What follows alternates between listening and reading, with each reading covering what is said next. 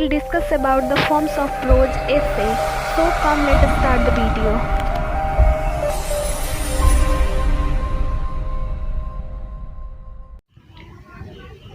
Today we will discuss about the forms of prose essay. Nibandh. First of all, we will know that what is essay. Essay is piece of writing on any points. There is no limitation in it. It's depend on that person who is writing. It's very difficult to define. It may be 200 or 300 words. It's depend on that person who is writing about that. Many scholars, writers have made definition according to their thought about essay. So now we will know types of essay.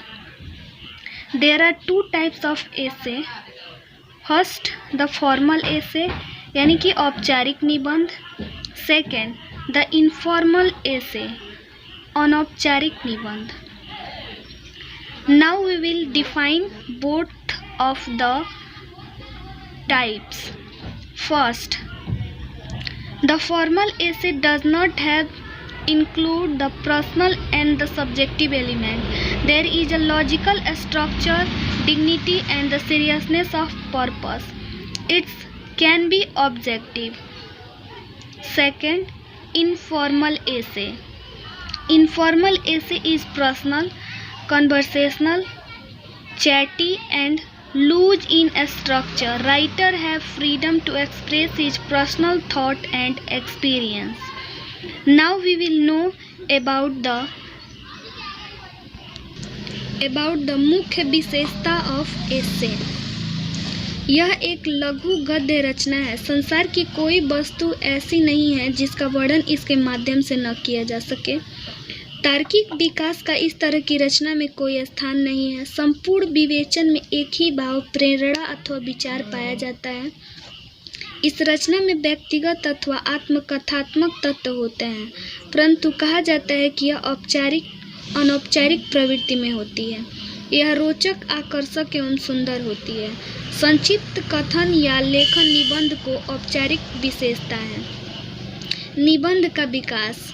अंग्रेजी निबंध के विकास में अंग्रेजी निबंध के जनक Francis bacon का नाम सर्वप्रथम आता है. उसने अपने कार्यक्षेत्र का संपूर्ण ज्ञान अर्जित किया.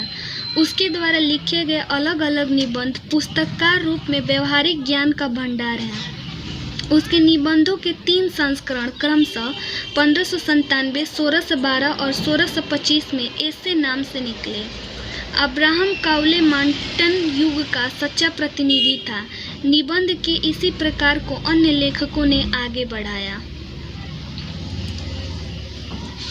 18वीं शताब्दी में डेनियल डेफो के निबंध जो पत्र पत्रिकाओं में छपे तथा पैम्फलेट्स एवं विशेष रूप से रिव्यू ने निबंध के विकास पर अच्छा प्रभाव डाला.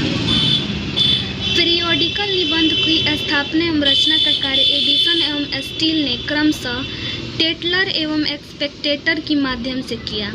18वीं शताब्दी के माध्यम में जॉनसन के रैम्बलर एवं आइडलर के माध्यम से निबंध के विकास में योगदान किया. पीरियोडिकल निबंध लेखक के रूप में ओलिवर गोल्डस्मिथ का नाम प्रमुखता से लिया जाता है. उनकी रचना दी सिटीजन ऑफ द वर्ल्ड ने उन्हें मास्टर ऑफ इंडियन प्रोज की संज्ञा से प्रसिद्धि दिलाई. चार्ल्स लैम्ब, हजलिट, कलाइल, रस्किन, स्टीवेंसन आदि महत्वपूर्ण निबंधकार हैं जिनका योगदान अवर्णनीय है. लैम्ब के निबंध एसे ऑफ इलिया के नाम से प्रकाशित हुए.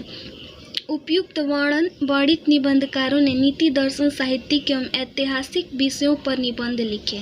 19वीं तथा 20वीं शताब्दी में क्रमशः निबंध अपने विकसित रूप में निरंतर वृद्धि को प्राप्त रहा. धन्यवाद.